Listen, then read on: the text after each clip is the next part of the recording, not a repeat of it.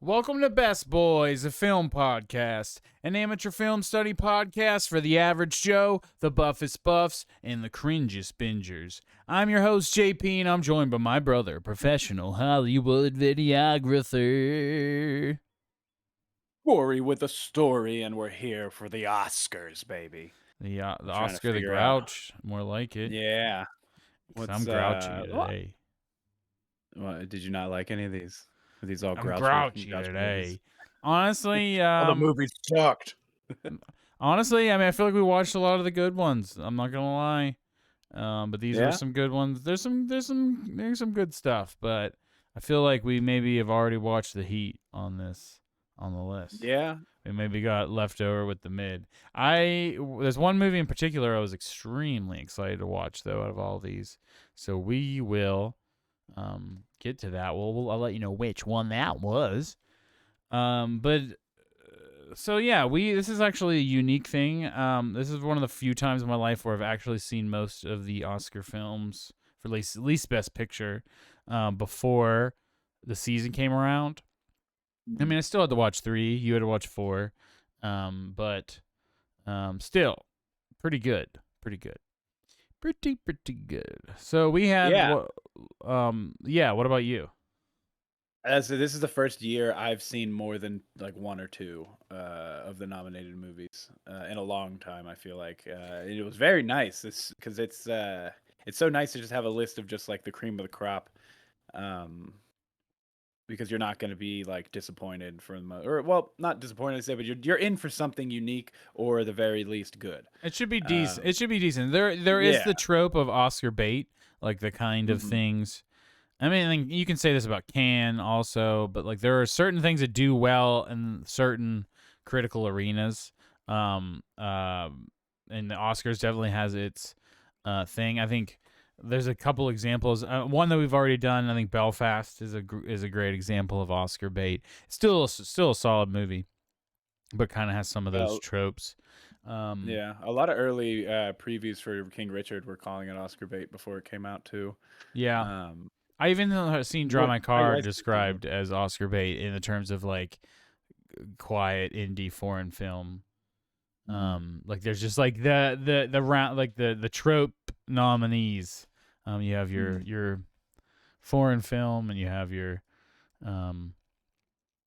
sports biopic. I keep saying biopic. I used to say it that way as a youngster, but I know still that is interchange it.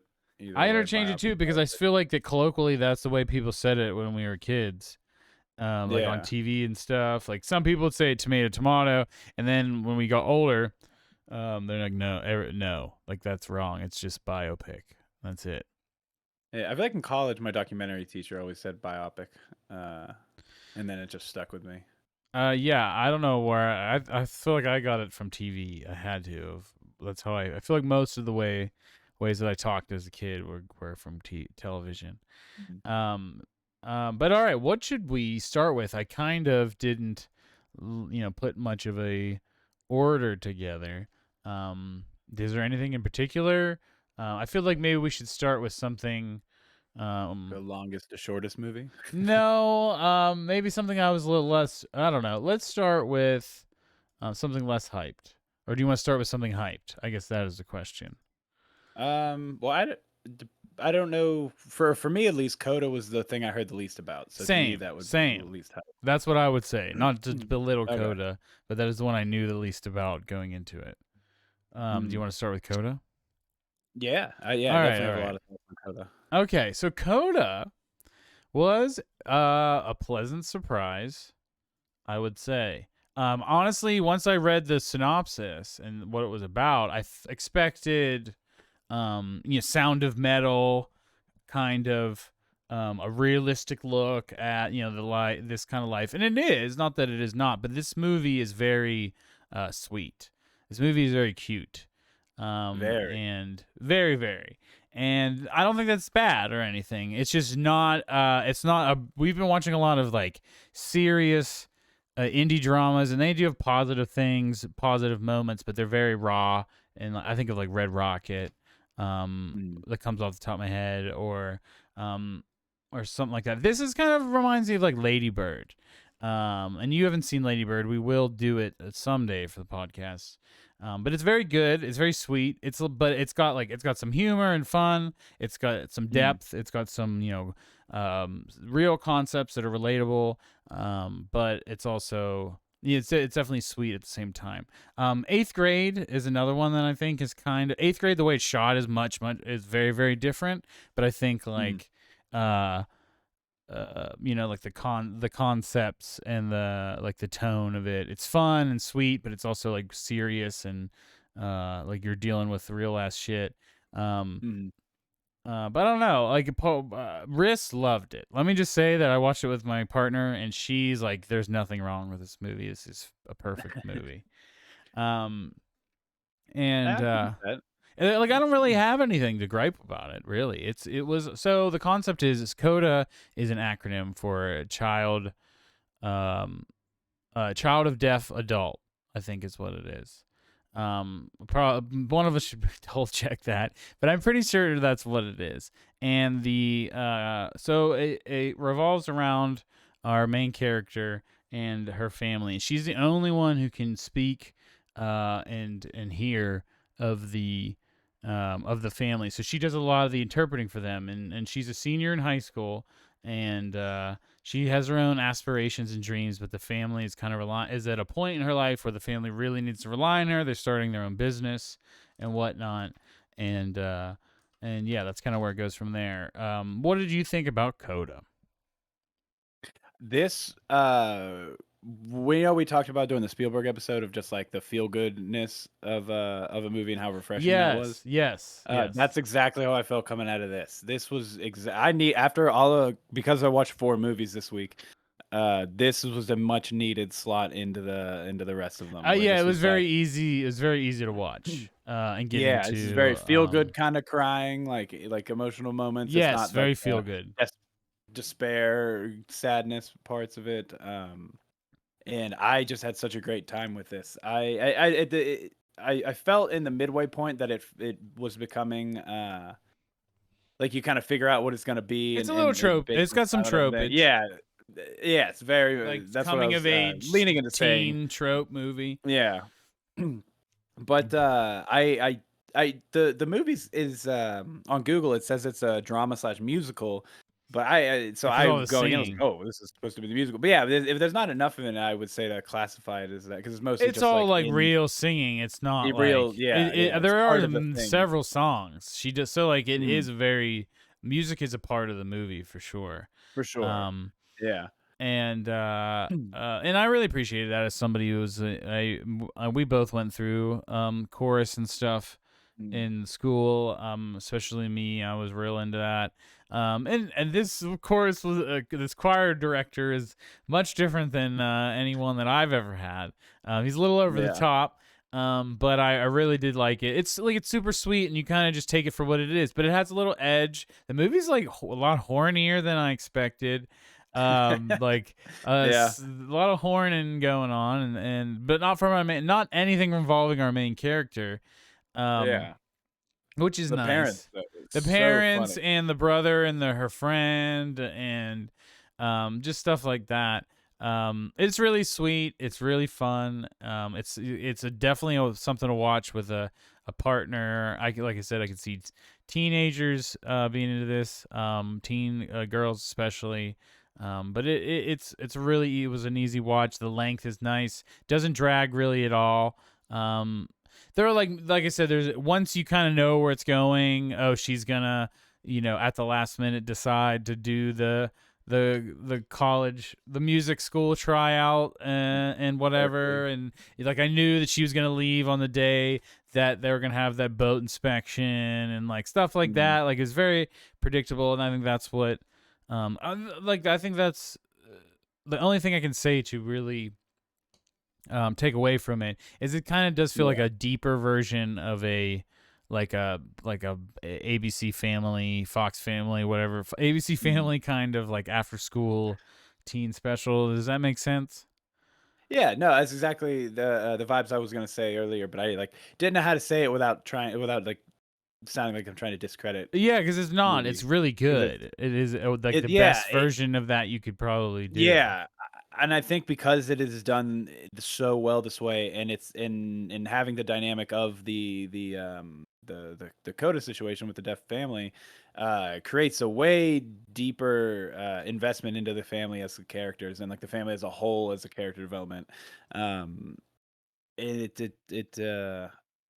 it's so good at doing this, but I think that is my as well only critique is just the you knew what was going to happen the entire way from that the movie was It going hit on. some Like it's a beats, story you've familiar seen. beats. Yeah, Yeah, you've yeah. seen this story told in a number of different ways But the numerous concept is what's times. fresh. What the Yes. subject matter is really fresh, and like I could see them putting this, like showing this movie in schools to kids, Mm, to like teenagers, whatever. Like I could totally see this being a movie that we watched in class, because it's mm, like good, but it's sweet, and yeah, very hopeful and positive.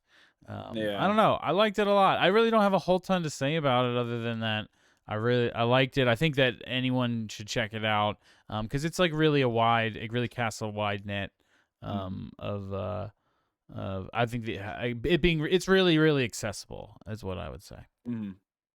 Yeah, and in the with the length being an hour and 51 minutes, it's really I would say is an hour and a half movie that is just extended, but from the extra breathing room you get to The be able to read, songs. to keep up with well for the songs and also to keep up with the sign language subtitles That's because true. that's That's slower than yeah. normal That's dialogue true. talking. And But well, it's because of nice that, though because like Sound of Metal, like once you get into the sound language, the sign language portions, and you're relying on the subtitles, it's like almost the whole movie from that point. But whereas this, it kind of goes in and out of it, where you get little yeah, breaks, which I really thought was nice. Not that I think Sound of Metal is important that it does what it does, but this is just a nice thing that keeps you interested because it's fresh. mm, Things are fresh, in all the scenes. I'm interested. I was really interested in the fisherman storyline and the business and the boat. I thought that was yeah, pretty. yeah. I thought it was really cool. And yeah. Um, Yeah, I almost kind of wish we could see more of just like the what was going on with the business post, just because it was in everything worked out in the ending. yeah, Um, that's true. It kind of just like she went to school and then everyone got what they wanted. Yeah. So it would have been kinda cool to just see if there was, like, what sending her off to Berkeley, what kinda consequence or what have you, or difficulties came up around, but, I mean, it's just at the same time, it's like, that takes away from how this is a feel-good thing, and the ending is just so sweet. Like, I watched it with Kylie, and she cried 3 times throughout the Yeah, movie, Riz cried a bunch just from too. how just, like, sweet, and everybody's just like, no one's the bad guy in this movie, everyone is justified in their feelings, and it's just, and everyone just loves each other so much, but doesn't want to like the mom doesn't want to let go, and the dad doesn't want to get in the way, and the brother feels underutilized because of she everyone's reliance on her being able to hear and speak. Um, So but it's yeah, apparently, this is an English language remake of a French language film, La Famille Belliere, and I don't know how to, I definitely didn't pronounce that right, but that was interesting because I noticed there was French in the opening title thing, and Riss pointed out, she's like, "Is this a French film?" And I was like, "I don't think so," and that makes sense. That makes sense. Um, so the director is Sean Heder, who is, I believe, French as well. No, wait, no, she's born in Massachusetts, and so, but she is the writer and director of the film. She went to Carnegie Mellon in Pittsburgh. wow, wow, But yeah, okay. that's interesting. I wanted to talk about the cast because there's nobody I really recognize from anything. Um, I think the choir director is familiar to me, but I don't really know what I know him from. But yeah, what did you think about the cast? I love the choir director. I love how over the top he is. It's one of the things that, like, at first, like the very first scene with him, I was like, "Oh, it's one of these kind of movies." But then he's immediately by the second scene with him, he's like he's I think he's funny. He's fun. He's very passionate. And I love the dynamic that he creates with Ruby and what's his name, Miles, during the rehearsals and stuff. It's a lot of fun. A little weird that she goes to his house, but for private lessons after school. But Oh no, I think it that's makes I think it makes I think sense there's because I guess they could do it. rules They would about probably that. do it at the school. Um, Yeah, because Kylie pointed that out. She was like, there are definitely rules because her brother's fiance is a teacher. She's like, there's rules about being able to interact with students outside of class hours. yeah, I I don't know. guess. Yeah, I didn't even think about that, but that you're probably right. The lead Amelia Jones is really good, who plays Ruby. Yeah. She really reminds me of Mary Elizabeth Winstead. I kept thinking that she just looked like a shorter, younger Mary Elizabeth Winstead. Just the way she like smiles and Yeah. the way her sounds. Yeah. Uh, I kept thinking that she was a mix of, like, when she had her hair up with the little with the bangs on the side, I thought she reminded me of, that actress, mixed with Zoe Deschanel's voice and Brie Larson, specifically in Scott Pilgrim versus the World. Like, kinda like, I could see a look. little bit of that too. She definitely has a Maybe very that makes sense. familiar looking face. Yeah, I And feel like I've seen her in a million things. that's what I felt like too. But yeah, she was very good. But yeah, there's like I said, not a whole lot to say about this. It's really solid, really well put together film. I don't know. I'm ready to score it. We got a lot of films to talk about. If you want to throw this one down the Real I was drain. real quick on the cast because I always have, when you're doing any kind of high school movie, how did you feel about our 20-year-olds playing seniors in high school? Because this one worked for me. I thought, like, it felt age Yeah, appropriate and real, she looked and the that's right age. After watching Euphoria, mhm. she looks like a senior in high school. And like some of Yes. the other ones maybe looked a little bit older, like the boy, but it was fine. They're Mhm. all awkward. They were really everyone was real. They captured the awkwardness really well, and that's what kind of reminded me of Yeah. eighth grade. I think is Mhm. just how awkward everybody is, even in high school. But yeah, I mean, overall, though, great movie, great cast. There's, like you said, the I would say the breakout star of the movie is the dad, for sure. The He's hilarious, and with everything he gives so much yeah, the dad awesome, is like, really funny. facial deliveries with his sign language. Yeah, he's very good. Um, and it sells real well. The mom, actually, Kylie pointed out, we've seen her on a couple Law and Order episodes, SVU, and it was like a no way kind of moment because Is she deaf on I that haven't seen too? that. Yeah, yeah, she's a person who like assists people with suicide in the show, who like don't want to live. Yeah, Riss But said yeah, that but the brother and the dad are from something she's seen before as well. And obviously they're deaf in real life. yeah, Um, yeah. yeah, that I don't know. Um, That's pretty cool. And everyone was really good. The whole family was excellent. Um, it's just a uh good old I would say it's a family movie if it wasn't so horny. That's what I'm always trying to say. Oh, this is a family movie. It's a movie for the whole yeah, family. yeah. It just there's it's a little too horny for that. High school, middle school It and is up, I would PG-13 say. though. Yeah, I would say Yeah. middle school and up is definitely it'd be a good movie for them to see. Do you Um, think this is better than eighth grade, or do you think eighth grade is no, no, better? no, no, no. I think eighth grade's better. Yeah. Um, I think this is more wholesome, and this is more like if I'm trying to feel good, I feel like than you eighth see, grade, it's but eighth more, grade is yeah, it's better got totally. it's more stylized. Eighth grade's trying to be more real, I think. Yeah. But it's a little Disney Channel, a little Disney Channel. Yeah, yeah, for sure. And that is What are you definitely gonna the feel, kind of the feel of it. But all right, what am I giving it? I am giving it a 3.5 out of 5.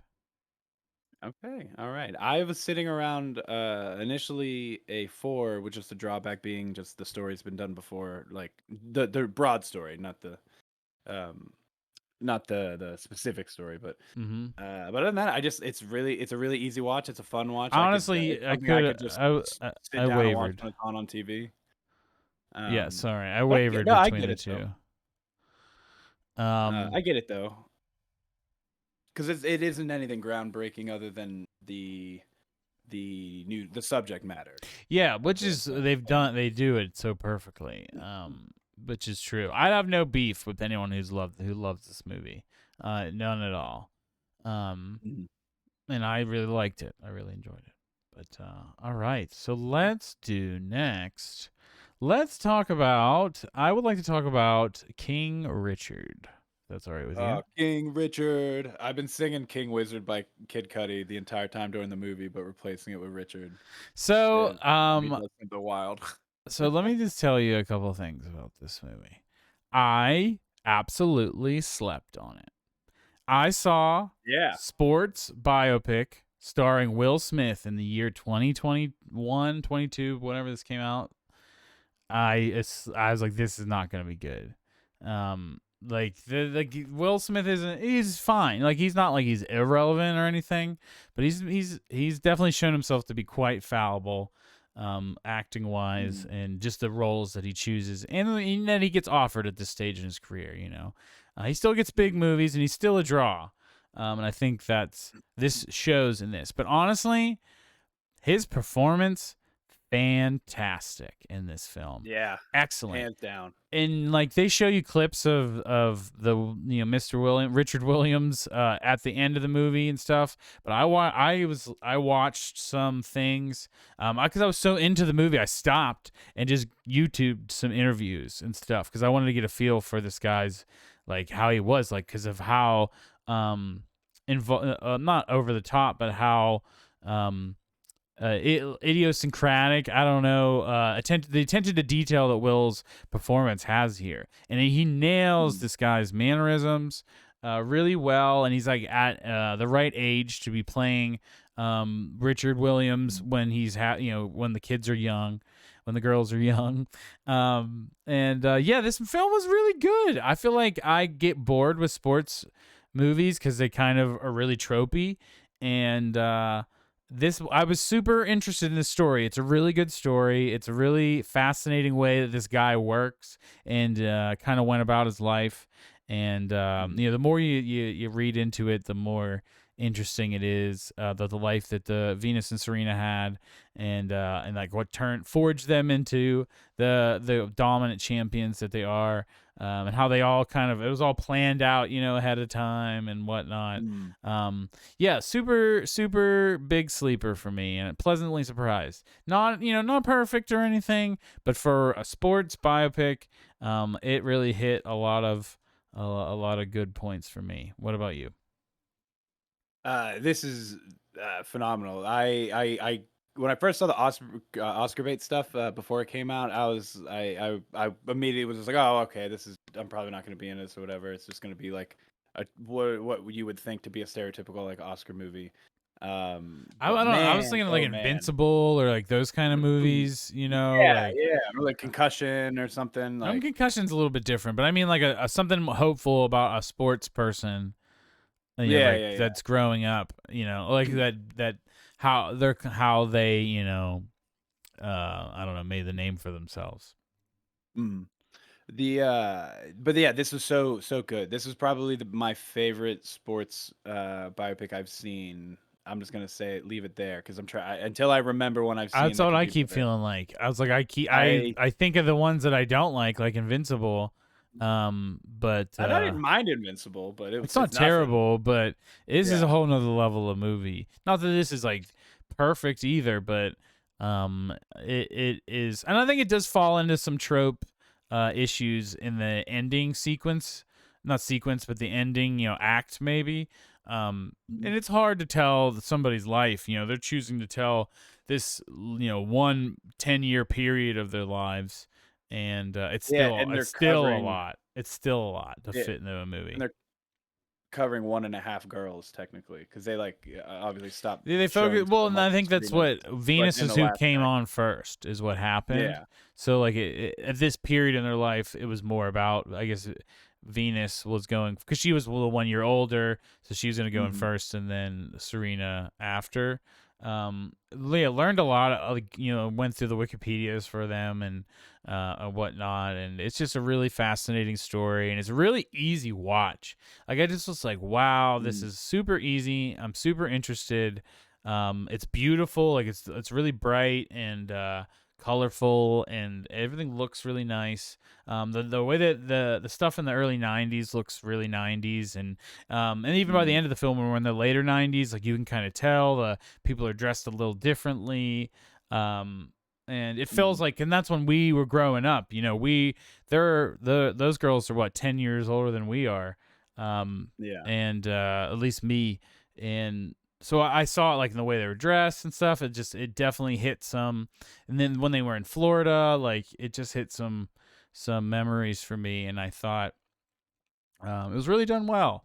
It was, and I got a little emotional at times in this movie, and we did sports growing up, and we had a dad that pushed us a lot, and it was interesting to see, this guy's way, his process and the way he did it. It was much more positive. It was just as structured and rigorous, but there's a lot of positivity involved. And a positivity about it, which I think is interesting. I mean, eventually it Mm. starts to wear thin and whatnot, but at first it's in a place of love and just wanting to want everything that's best for their kids and whatnot. And Mhm. the mom too. The mom she gives a really excellent performance as well. Oh, man. And Yeah, she might have the been scenes actually my with favorite. the scenes with her coaching Serena when Venus is getting the big head coach are so good.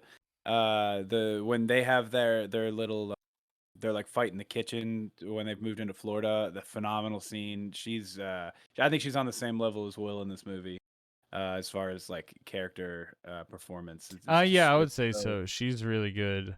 they balance each other out so well with like it feels like a real a husband and wife, like a real parent and team.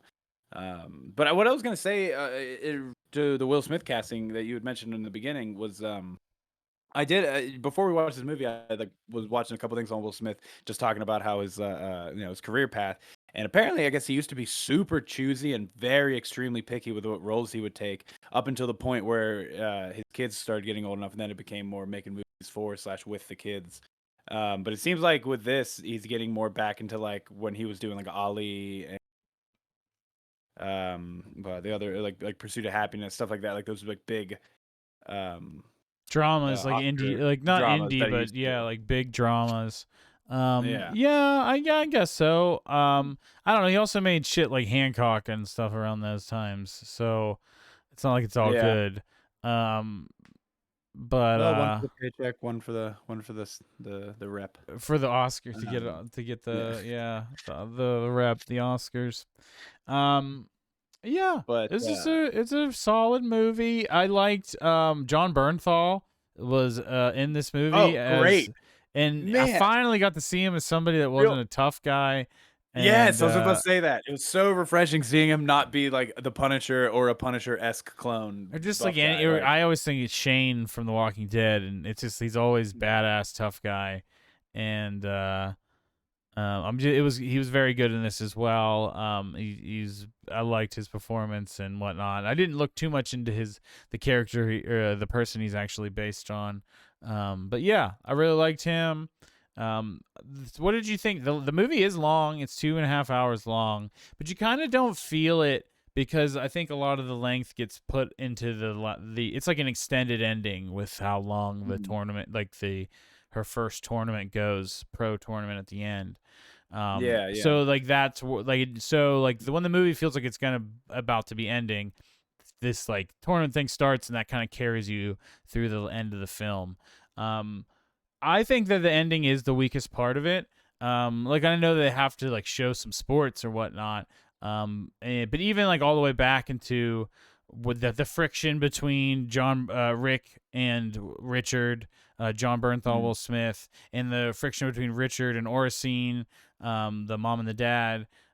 mhm, Just like that stuff was starting to like I don't know. He's like like years have passed, and just they start talking about his former kids. He starts dumping some information on us, and then we just move on. All of a sudden, he's just like, "Okay, fine, we're gonna do it," and mhm. they compete, and it's and then like I looked into the final match about like the number one tennis player, forgot her name, Vicario, taking a long bathroom break to ice her and all this Yeah, stuff, and icing a 14-year-old.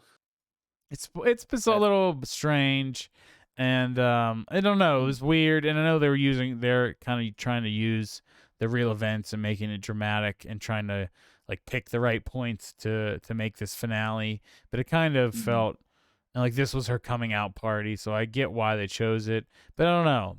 It wasn't as good as the first half of the movie. Is all I'll say.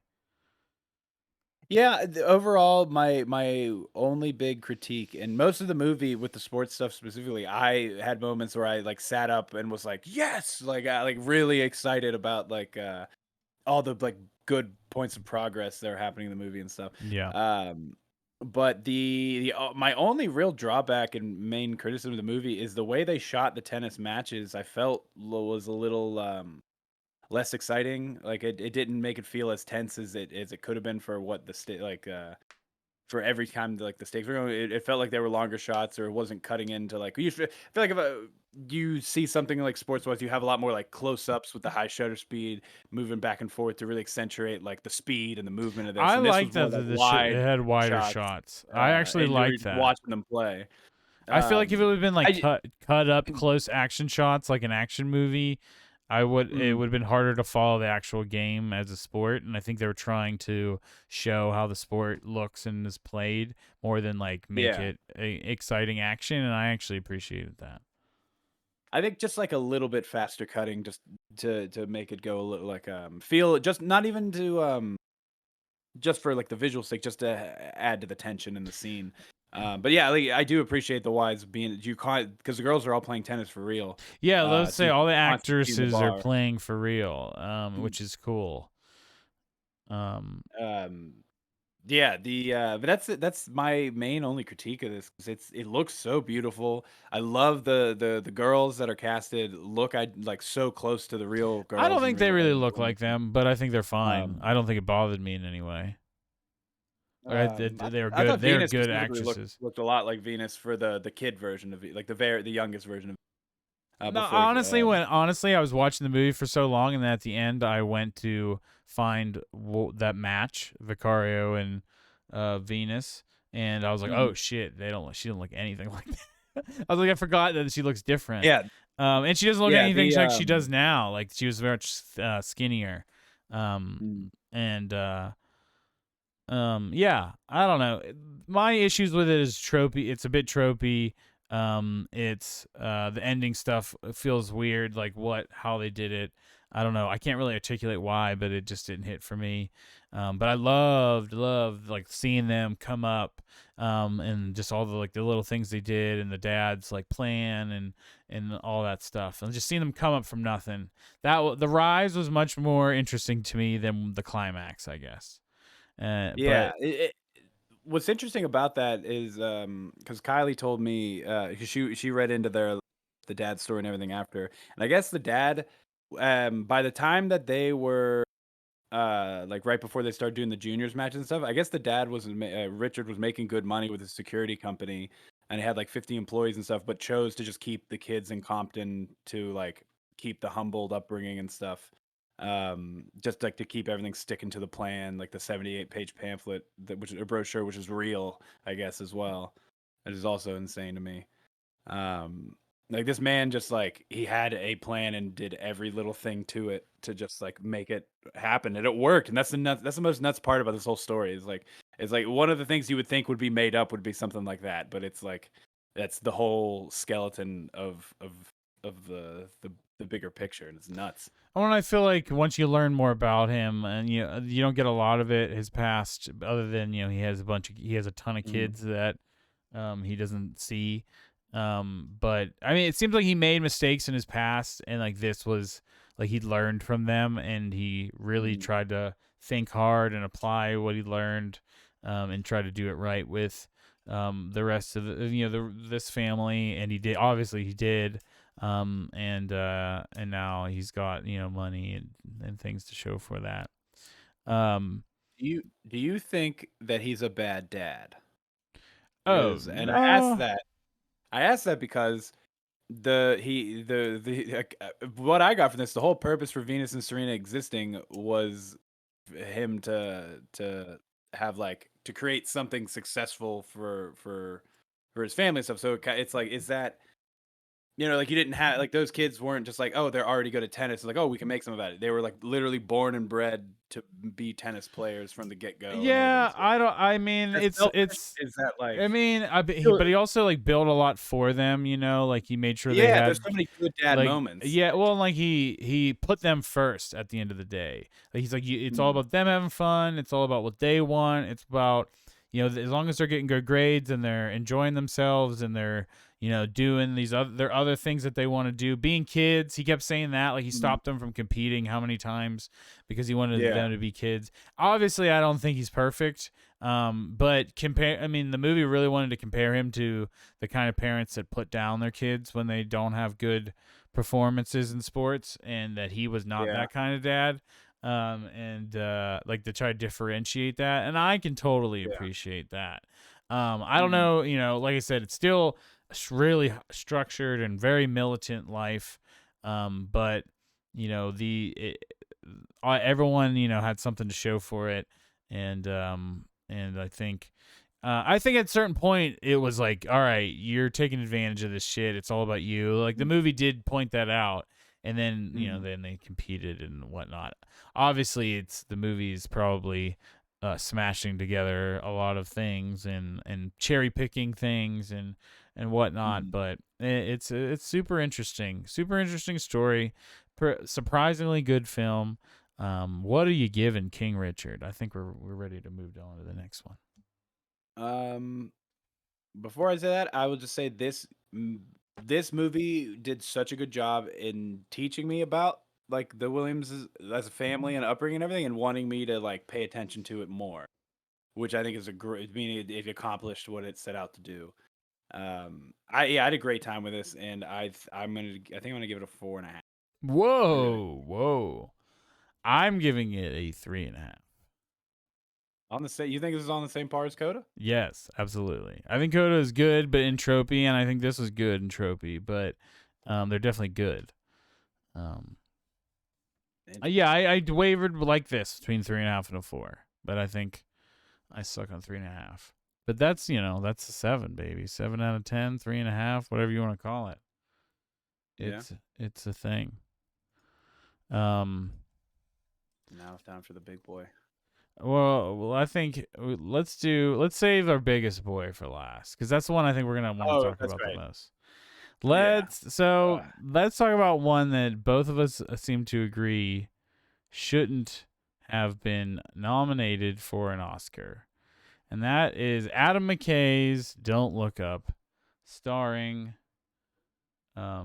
Leonardo DiCaprio, Jennifer Lawrence, Jonah Hill, um, and what's her Meryl name? Streep. Meryl Streep, Uh, and many Paul Muad'Dib, Tyler Perry, Almost.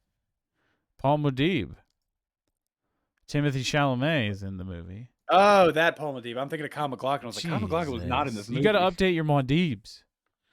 Uh, There's only one Medivh in my head. Kate Blanchett, who is great, actually. Probably, I think the best. Maybe not the best character, but her performance was really good as a Fox News Mm. personality. Um, um. So yeah, I mean, there were things that I liked about this. It's a comedy movie about the end of the world, and people, won't. People are too stupid and ignorant to do anything about this obviously preventable, um, death. And so yeah, I don't know where to really begin. The movie, I didn't hate it, but I didn't love it. I did not. I mean, I honestly would have liked it if it wasn't so long. It's like kind of that's where I'm at with it. Like I did, it's meh to me, because Yeah. of its length, really. And I mean it's corny. It's got some corny stuff. I think the Steve Jobs guy is corny. His character is Yeah. probably the thing I liked least about the movie. Super on the nose. Um, a lot of this Mhm. movie is super on the nose. That is definitely a thing I would say, with what it's trying to do. And you really just substitute the meteor destroying the world with COVID or climate change. I think either of those could Mm. be swapped in here.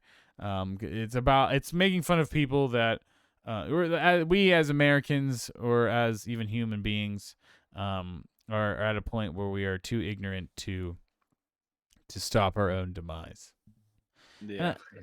And I think that it's something that people talk about, and like it's real fun to quip about in like memes or whatever. But I don't. This is like trying to make a meme 2.5 hours long and deep, and it's not. It's not.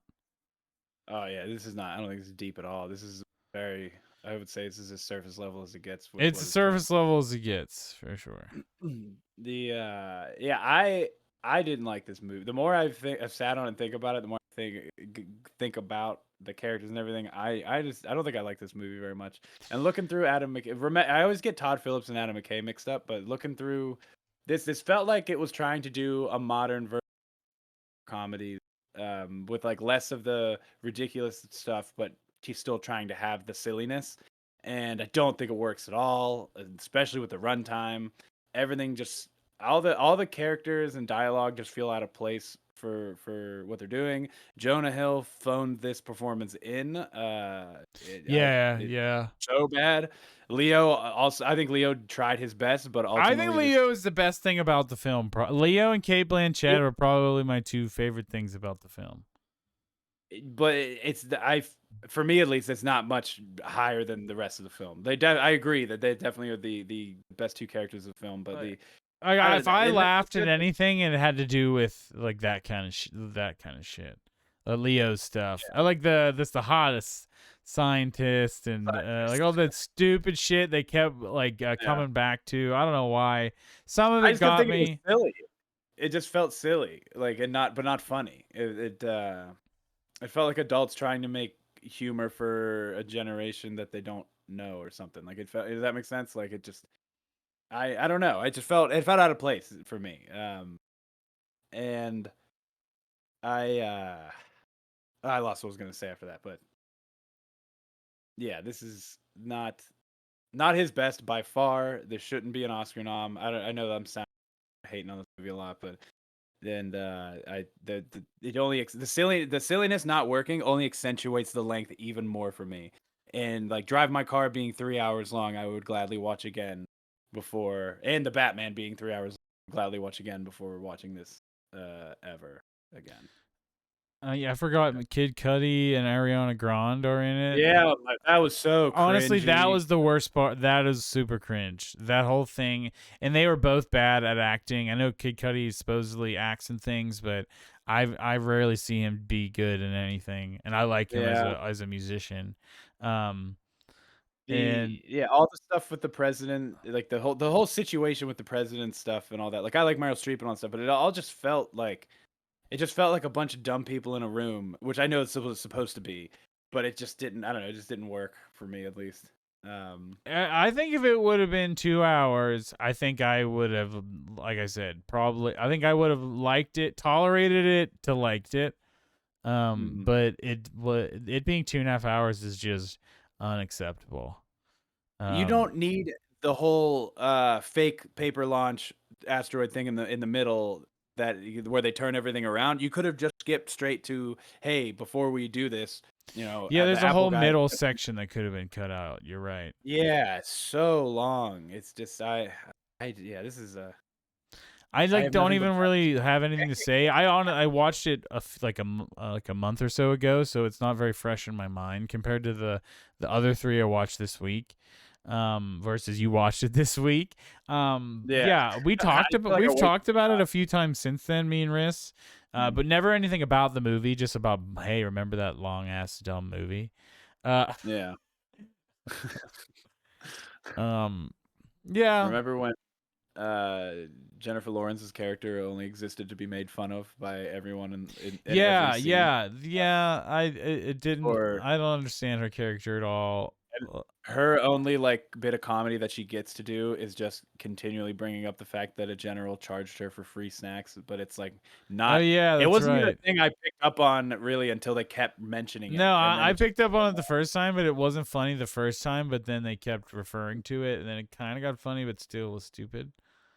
Yeah, it wasn't because she had no other things. They gave her nothing else to like do or work with because they she gets sidelined from the get go as soon as the movie starts. And I don't know if it's supposed to be like making a being a play on like the women or that men are the ones that get promotions and all that stuff because like she found the comet, but then they give him the Yeah, Leo. then he gets all the fame and all the shit Yeah, and if whatever. that's Yeah. one giant comment on that, but then it doesn't get a payoff for Jennifer Lawrence in any way to make it worth all of that shit she has to go through, unless she's just there for comic relief. But nothing is funny if everything's mostly just honestly mean or dumb.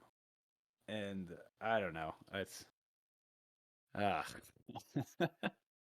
Trying to Uh, think anything I liked. yeah, I mean, I think I mentioned the stuff I liked. The stuff with Kate Blanchett. Honestly, Tyler Perry and the Kate Blanchett scenes were my favorite things. The Fox News looking. Yeah. It was trying to be like a mixture of Fox News and CNN, but Kate Blanchett just walked. It reminded me of that. What is that movie with Nicole Kidman as the Fox News and people? I don't remember what it's called, but she seemed like she's in that movie. It was perfect. I don't know. It was alright. It was almost okay, but just not quite for me. And the length is the big reason why. And his comedies are really hard to do. I feel like I've seen so many great comedy shows, but I can't remember the last time I saw a good comedy movie. Um, I've been seeing a lot of suggestions from people out there to see that Barb and Star or something like that. Oh yeah, yeah. I've I heard heard that it's actually like good. I'm yeah that surprised. it's like people poo like thought it wasn't gonna be good because of the way it looked, and it's actually pretty funny. So we've been talking about watching that, but as far as comedy movies are not in a good state right now, other than the comedy you get in a Marvel movie. Yeah. Yeah, which is All just right. like the baseline comedy, like the vague, broad comedy. Uh, I don't yeah, because you watch something like Righteous Gemstones, which I finally caught up on and finished, and it's like that is nine. Well, they're half-hour episodes for most of it, but you got like oh yeah, almost like 9 hours of content. That's everything is just so funny. Every Yeah, like little laughing moment, out loud every second constantly. is ridiculous. I'm burying my head in the pillows That's what every other I do. I do the same like. thing. Like, oh yeah, getting so embarrassed for the characters and everything, and it's so Yes, good. And then you look at especially something like this, BJ. yeah. Oh my god, BJ's the best character in that show, hands down. Oh, Keith is my personal favorite, but BJ's up there. He's in the top it's few. it's BJ for because of season two, BJ really blossomed, and then Keith's version as the baby is my second favorite character. Keith's great. Um, Very end but all with the right, weird. let's score. Don't look up. We obviously don't want to talk about it anymore because we aren't. Yeah, So what are you giving this turd? It's not a I turd, but it's not good. I mean, I hope it's not a hot take, but I came out of this with a 2. It's not that hot of a take because I gave it a 2.5. All right. I was not. I didn't. Right. It did not make a 3, and we really tried to talk ourselves into it. I remember if it was a 3, and we're just like, nope, it's not. It's No, not good. It's not a good movie at the end of the day. yeah, this is a solid 4 out of 10, and it's just for the Leo, Kate Blanchett, and then just the effort that the team put in to just make something I a think good. there's a lot of likable actors in this, and they carry Yeah. this movie. I think that is the number one thing. It's like I like Jonah Hill. I like Kate Blanchett. I forget the guy's name, but he's in a million Netflix shows. The old guy that's with them to the end, the old black guy. I like Oh all yeah, these people. I like Timothy Chalamet. But that's yeah. really much. It's pretty much what Timothy Chalamet's character sucked. By It's the so way, that one whole dimensional plot and not good. section didn't even need to be in the movie. There was no Yeah, point of it being in the he movie didn't at need to be in all. the movie. Its character didn't Yeah, need to be in the that movie. whole yeah, that whole. I mean, all that could have been cut out entirely. Uh, and like Timothy Chalamet can just be there to say grace at the final point of the movie. That just seems Yeah, like such a it stretch. didn't make any sense. Like, Did not make any mother effing sense. All oh right, man, I don't unless want to talk about yeah, this anymore. It's making me yeah. mad. All Let's right, talk let's just about get out another and rapid movie that fire. didn't make me mad, but it might have made me sad. You know why it made me sad? You could make Because cause you could call this movie a sob story. Yep, I love that. When you texted me that, I was like, how did I not think of that? So funny. Yeah, because it's the sob is a big part of the movie. So we are talking about, of course, Drive My Car, a film by Ryuske Hamaguchi. And it's based on a short story by the novelist Haruki Murakami, the author. And I've never read anything by Haruki Murakami, but I've been referred to or suggested some works of his. So this kind of made me even more interested in his work, regardless of how I feel about the movie. But I was also really, really, really excited to watch this movie. This movie I was seeing lauded as the best movie of 2021. A lot, and I've seen that almost as much as I was seeing it about Power of the Dog. And Power of the Dog blew me away. Like that, I was like, so thinking about how I felt about that, and people saying the same thing about this, I was like, well, then this is gonna be fucking awesome, right? Yeah, Um, I have heard so many people of my friends. I went to a screening with a bunch of my film buddies at my buddy's apartment a couple weeks ago, and we were talking about this stuff. And every single person was just like, "Drive My Car, you got to see it. It's the best movie of the year, best movie of the year."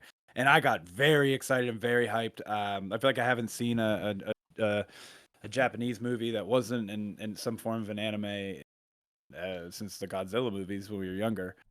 Um, yeah, we need to and change that, by the way. Yeah, for sure. We watched a ton of Korean stuff, which I thoroughly enjoy. But I definitely there's a whole nother door we need to go Yeah, through. Kurosawa is. I've honestly been looking into his stuff lately, not to compare like the one big Japanese director to this other Japanese director, but I think we should do him soon, just to get our foundation.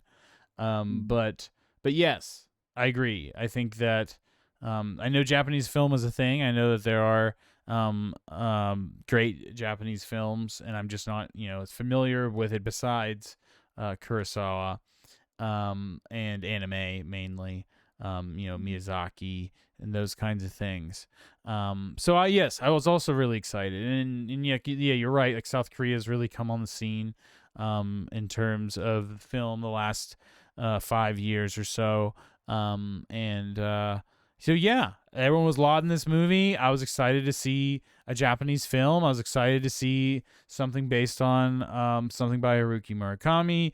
The hype that this was had for me, and yeah, I may have put it on a little bit of a pedestal that it did not meet, unfortunately.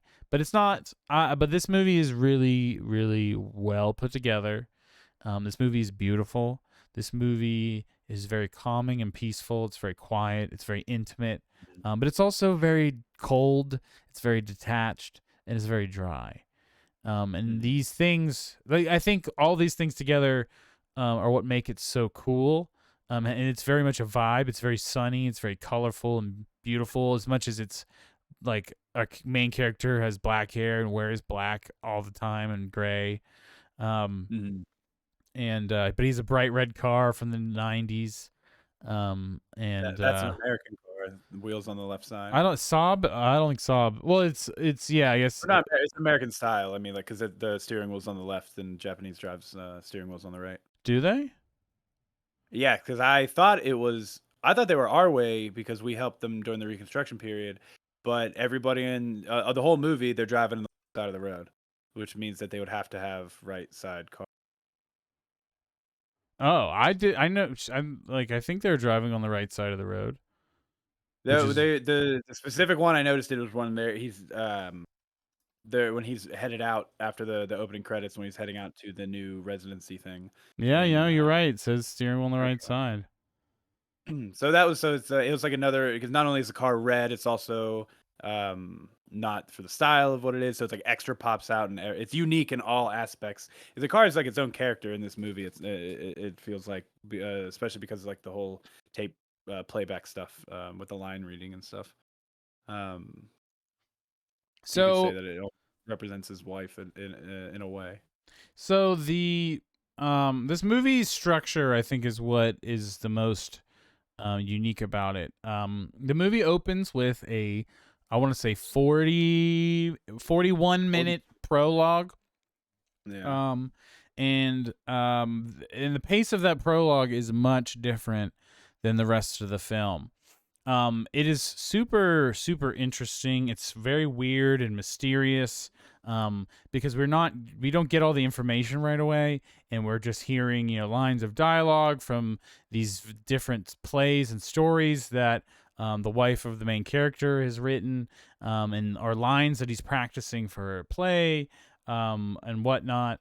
And It's very dark, and we're only getting these glimpses, and there's a lot of sex. This movie's very horny in the first 45 minutes, and then it's like very sexless.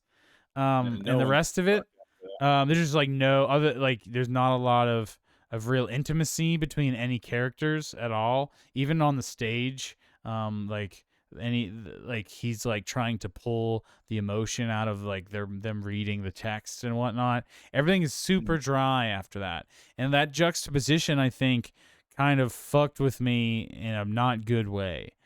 Because I had the expectations from the prologue, and then once it became a slower pace, even drier, because it was detached and cold in the beginning, but it was moving and it was exciting. There was lust, and it had an edge, and it kind of like becomes this slice of life. It's not even I don't even know if slice of life is the way I describe it, because That's how I did, just because you spend so much time just on the um like the day-to-day stuff at the theater and all the driving and everything. You're seeing most of this guy's day, what feels like almost every day, because the whole middle, like once he gets to that residency, it's the next like hour and 15 minutes, I feel like, of just doing things around the play. Like you go from the casting to just like the line rehearsals, the tons of line rehearsals, the line rehearsals with him in the car, and it's like meeting. You slowly start to meet more of the characters in it, where you have like the guy who slept with his wife, first bar scene, or Tadakatsuki, or I forgot how to say his fucking name. But yes, and yeah, Koji yeah, is his first name. Um, yeah. What's that? Our lead's name, Takatsuki. Yusuke, right? Yes, Yusuke Kafuku, and yeah, Takatsuki. It was the lover of his wife. So his wife like could only write stories when she was having sex, and she was having sex with other people besides him. And she would have sex with the actors that were in her plays that she wrote. And so after she dies of a cerebral hemorrhage, it's just this freak thing. And the main character Yusuke casts him in a play that he's doing for this festival in Hiroshima. And it's like usually the part that he plays, so it's kind of weird. And Koji Very kind weird. of gets creeped out by it. Also, he doesn't want to take the part, but he does because it's the lead. Yeah, that's when the movie really opens up, is when you get to the casting and they start going through the rehearsals, and then he has those little, the couple dinners with, or not dinners, but he has a dinner with Koji, and then he meets him at the bar the one time. But He's at dinner with the Korean guy and his wife that does the sign language. Um, Yes, at that their too. There's a lot of extended, like, just like meetings and hangouts with people. That's a lot of the runtime of the movie, is like the dinner at the casting director, and the actress, the sign language actress's house, the dinner with Koji, the driving with Watari, and then the meeting again with Koji, and then like, cause like I feel like you could really sum up the movie quickly with what it was about, but just so much time, it's kind of devoted to a lot of this stuff. We've and that's why so many scenes with him going over the lines in the car, and it's kind of repetitive, but it's also setting these scenes. It's setting the emotions. It's kind of giving you the themes and the metaphorical kind of backdrop to the things that are going on, which is really, really cool. Sorry, you were gonna say something. uh shit. I was gonna say Yeah, the why I think this is a slice of life is because of all of those long drawn out moments. Like this is obviously one of the main most long drawn out ones, but in the towards the third, I don't even know what act because the movie's so long. But whenever Koji and Yusuke are in the car ride home after the second dinner, and like they're being honest I about feel like like that's the beginning of the end. Is that the yeah. car ride that car ride is Yeah, that is long. like it's almost it felt like 15 minutes, not like uninterrupted conversation, He was just I looking feel into like his at least like eyes 10. too. It's like a long shot Yeah. of Koji just staring A into the camera and is like and they smiling and rarely creepy. yeah, and they rarely cut, and when they do cut, it's only to just the slight reaction of Yusuke, and then it's right back, and it's like you are forced to be in Yusuke's perspective and hear all of this shit. And it's which is very interesting and unique, 'cause there's so much moments of this that are like that are just like it's just we're sitting the camera in the room and we're listening to how the entire conversation would play out in real which I do enjoy because so much of this feels so real and natural in that. Granted, we don't speak Japanese, but you get the inflection and emotion and body language of everybody as they're Well, and talking. like that's another. I think that's a theme of the movie is that because the Yeah, plays yeah. are multilingual, all the actors speak a different language, and then even there's like a projected screen where there's like even English for everything, and Mm, every time somebody speaks, like a different language is put below it to kind of translate it, and I think that it's super creative, but also mm, super complex, and yeah, there's something going on with that with these different kinds of people, or mm, these different kinds of languages coming together, but they're all able to communicate like seamlessly through it, like through this medium of this play, Uncle Vanya, mm, which is like Russian, I believe. mm. Chekhov's Uncle Vanya. The Um, I wanted to say about the you had mentioned the when they were doing the line readings where the Yusuke was try to seemingly pull emotion out of the thing. I didn't take it as that because he mentioned briefly about when they were first learning their lines originally because everyone's a different language, they were just wanted to get the pacing down, and that's why he didn't want emotion or yeah, no, inflection or I anything. know, yeah, I know, Um, but like that was like the theme, like kind of like a theme a little bit, like the way that mm, everyone's communicating and like mm, especially Yusuke's communicating. It's just like it's just the text. yeah, It's just the script, yeah. almost like just the script. Like It doesn't tell anybody any reasons why or anything. He's so minimal in just what he had in his explanations. yeah, It's the like he doesn't want to direction be is minimal. yeah. Because it's like obviously because it's a play that he's been doing and has been doing so much when his wife was still alive and stuff, and now he's doing it again. And then the added stuff of the dude who cucked you being there, and then you cast him as the lead. At first, I thought he was cast him as the lead because there was going to be some shit going down, but it's just I don't. It's just Well, like complex. It's not. there's something going on with casting him as the part that he usually plays, and the character's significantly older than him, and it's the guy Mm, that your wife was fucking before when she died. Um, yeah. And you find out why he's going for the play because he got dropped from his agencies for being hooking up with an underage girl. You find out at the end, which that's a whole nother thing for everything else in there. I feel like it's interesting. The dynamic between the two is so weird. I Uh, feel like I'm liking the movie more because we're talking about it, but that's how I felt. experiencing it was just like it was so slow and dry and just like very fatiguing by that point.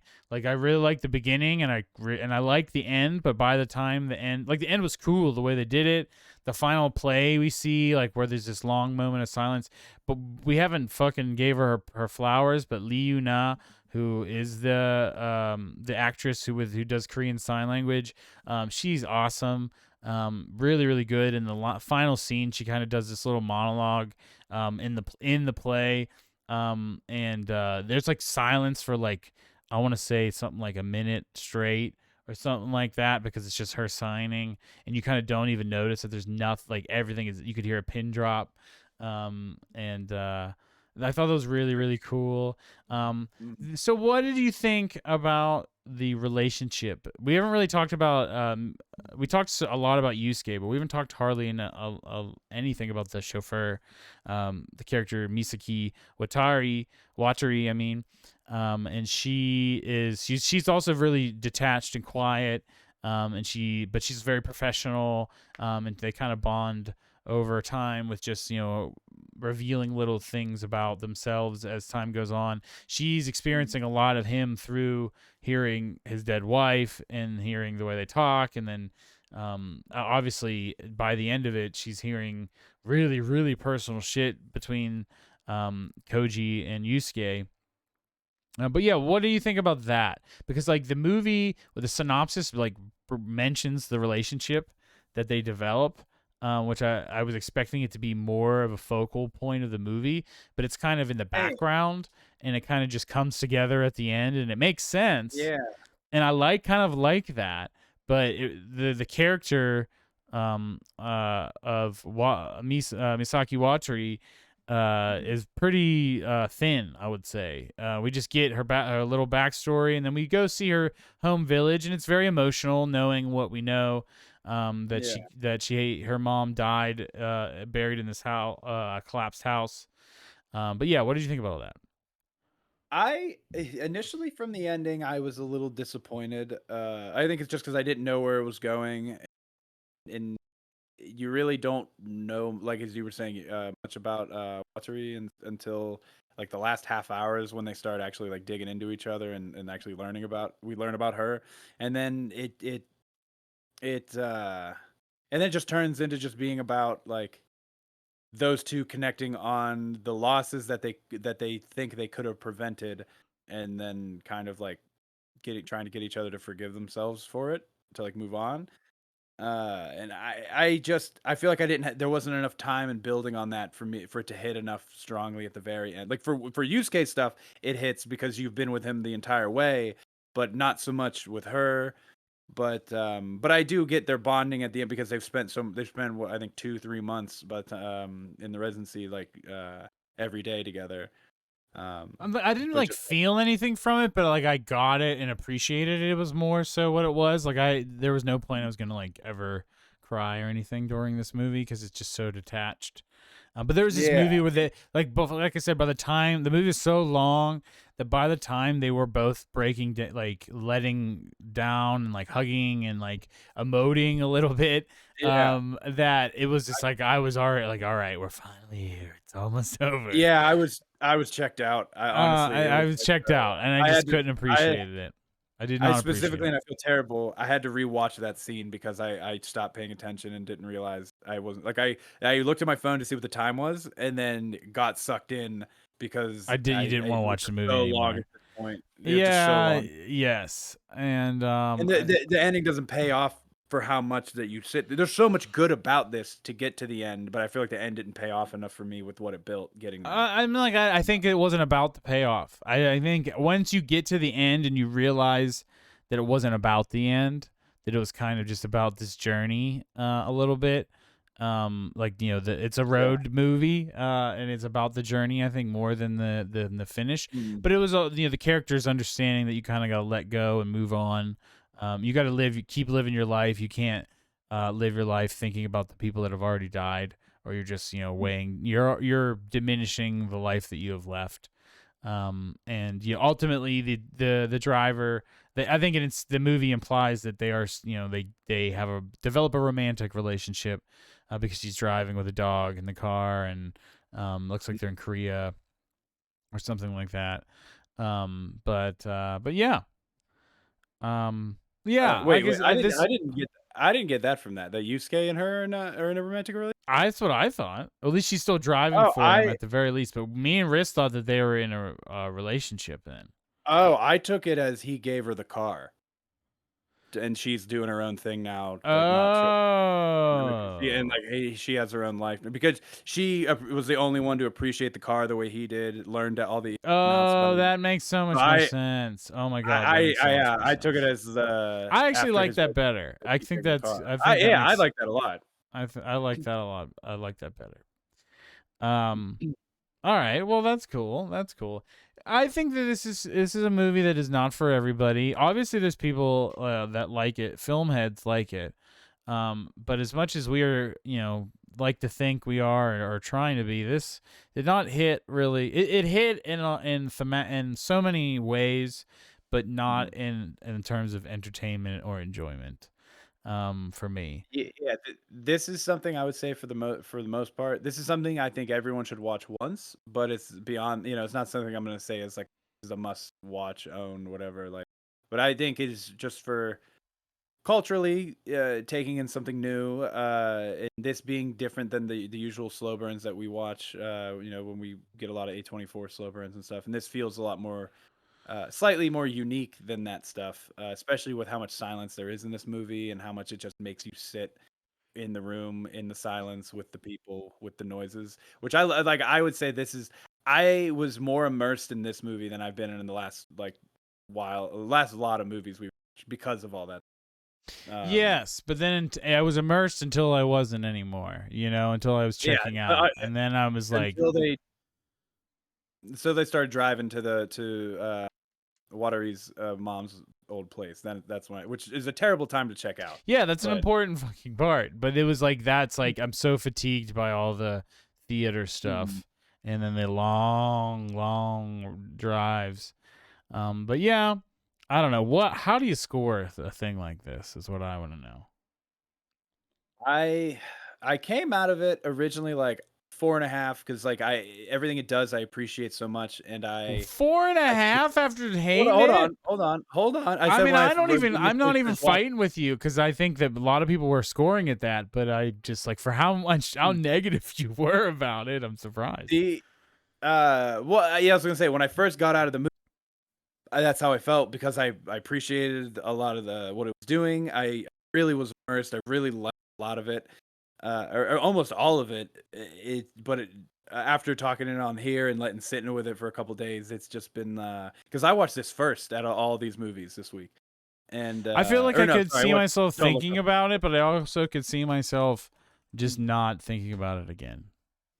Like I could. It's been stuck in my head since I watched it, but after talking about it and having a couple days of stew, I definitely I feel like the ending falls flat and it's too long to really be a great. I don't This know if could be it's. a I don't 5. think the ending is bad. I think it's that it's so long. I'm already out of it by the time it gets there. I don't think it's the That's ending why I that's. feel like that's why I think it falls flat is because of that. Like you don't like if that would have showed up a half hour earlier, I would probably I might feel a lot more And like the attached to it length a lot is more. what develops some of this like feeling, like I mean like in these scenes, like the impactfulness of that Mhm, creepy long car ride with Koji right before he gets arrested.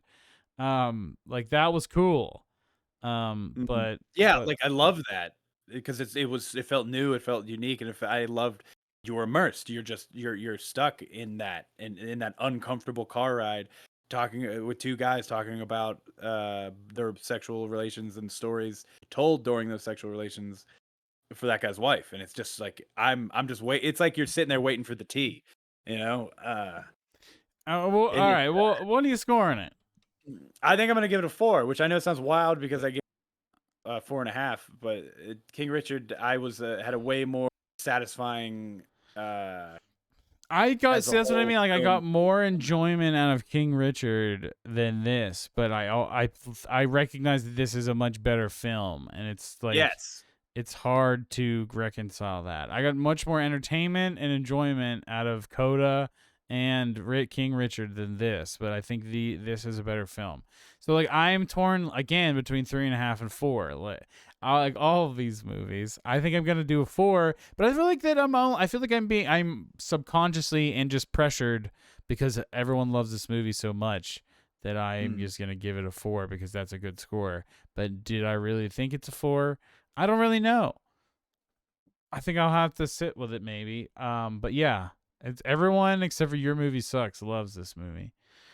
Um, Yeah, and I mean I get the love for it and but I don't think this is I don't know if this is the best movie of last year. I don't know but if it's this is not best. better than Power of the Dog, and I think I don't think so either. and I at the very least I liked Nightmare Alley, and yeah, Power of the Dog and Nightmare Alley are my two. So I think this is the segue now. I have my Letterbox Oscar Best Picture ranking up. Um, but how would you rank the best picture? So let me give you the list again if it's not in front of you. Make sure you pull it up though. Pull it Power up. of the Dog, Nightmare. I'll just tell you what my order is. Number 1, Power of the Dog. Number 2, Nightmare Alley. Number 3, Dune. Number 4, Really? That high? Wow. Drive My Car. Number 5, CODA. What? Number 6, Belfast. Number 7, Licorice Pizza. Number 8, King Richard. Number 9, West Side Story. And number 10, Don't Look Up. That's my order. I'm not married to it just yet, but this is my tentative order at the moment. I definitely am not having that. We have the same number 1 for sure. I think Beyond that's the that- easiest. I think the easiest one, the two easiest is the top and the bottom, which is Power of the Dog Yeah. and Don't Look Up. But the Agreed. middle, I can maybe see him putting Drive My Car, but like I like Dune better than Drive My Car as far as a movie. I think Drive My Car is a better film than Dune. I do too, but I think I like Dune. And this is a hot take. I think Dune is a better movie than Don't Look Up, but I don't think Don't Look Up should be nominated for Best Picture. But I also didn't think Dune was better than any of the movies on this list. What? West Side Story. Well, hold on, let me correct. West Side Story, I think it's better than as well. But I find as far as an action sci-fi movie, it's half a movie. It's well, half a movie. But yeah, it's hard to judge it. I don't think Dune should be nominated because it's no, not at all. I think, but it was good. I liked it, and it's weighed it's on. A movie that's, yeah. Sorry, I was gonna say it's a movie that will that will be as good as its sequel makes it. Unfortunately, I don't think it stands enough on its own to be a great a Best Picture movie because it needs the other half of the story. Yeah, I mean that's true, but I definitely I think that it's nailed Dune so well, that I have faith as long as if the second half is on the level of this, then I will like it. You know, I'm not worried about that. I was super entertained with Dune, and I want more from Dune. It's not a New Hope or anything. Yeah. All right, fine. I'll bump Dune down 1, but that's it, dog. That is it.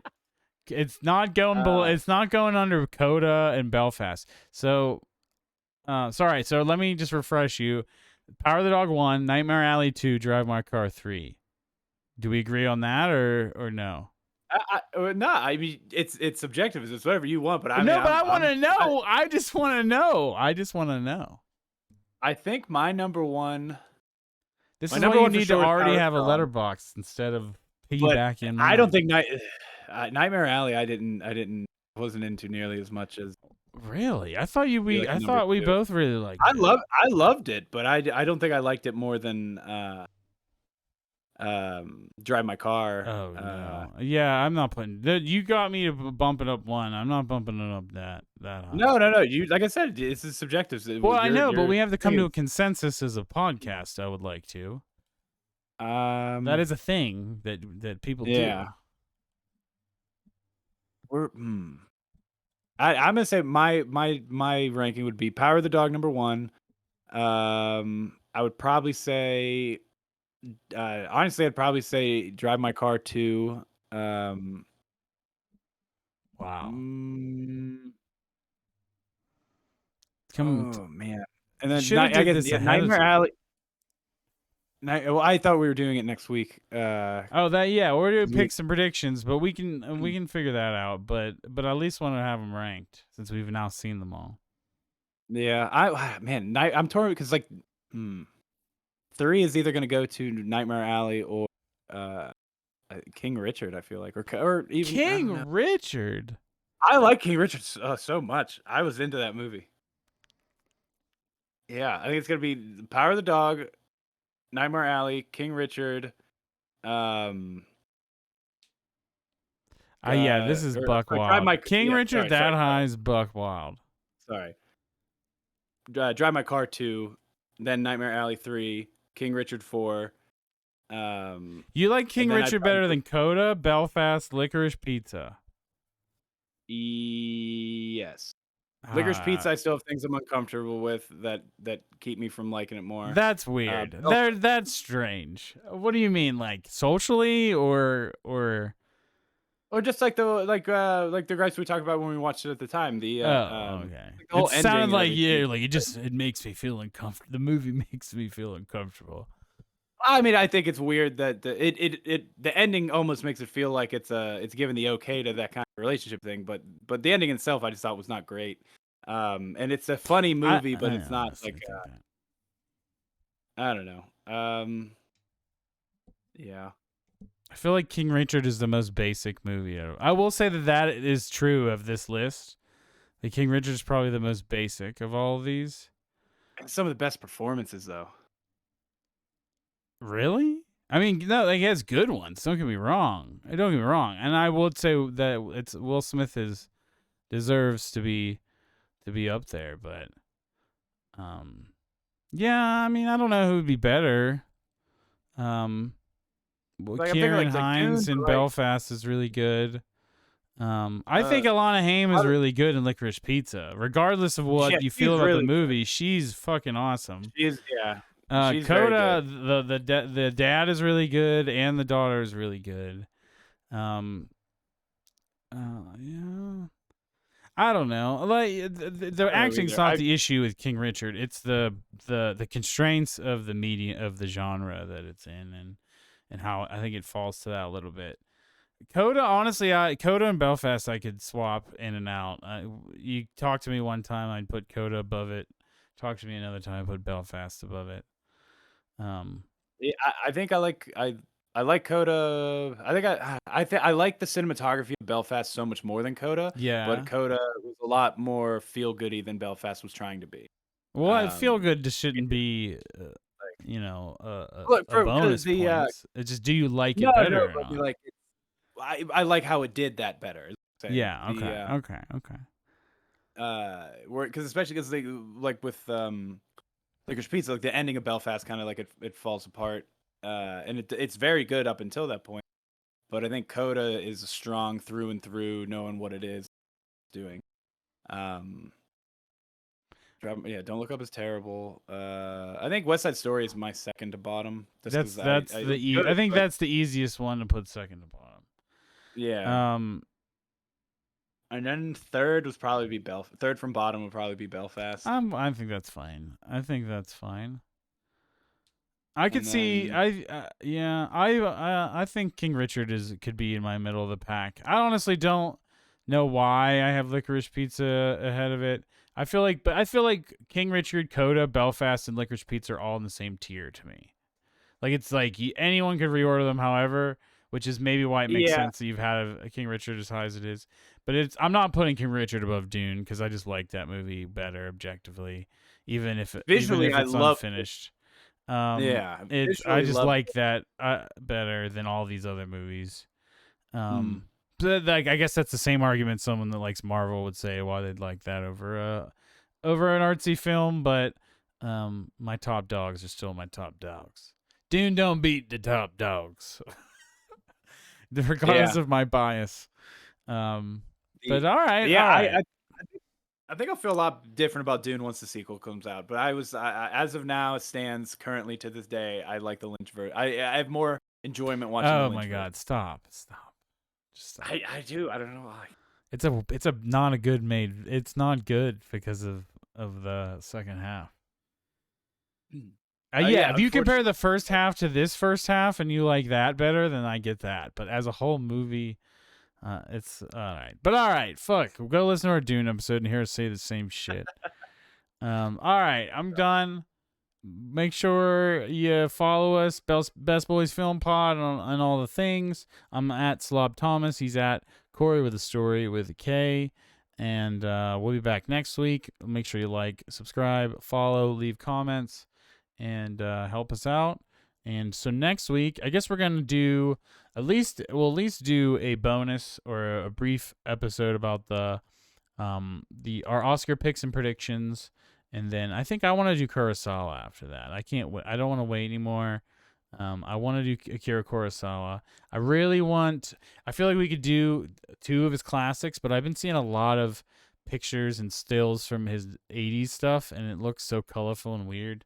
So I want to pick one of his classics, and then something maybe a little later. I'm excited for that just because of how 80s anime is. I'm curious what that film is like in that same time frame, because in the 80s anime is like the hyper violent. Oh, it's not the same. That's not. I would not compare anime to every anime to every Japanese filmmaker. I already meant like era wise, like what the like what. I mean, like, like his anime, movies especially more like a would happen pulp during that thing, is more than like he's doing big films since like the 60s. Oh wow. Yeah. You're talking to a legend. Yeah, But all right. yeah. Well, you'll learn more about him then, because it sounds like you don't know much. And I don't know anything. And I'm excited to get into it. So we will go over that next time.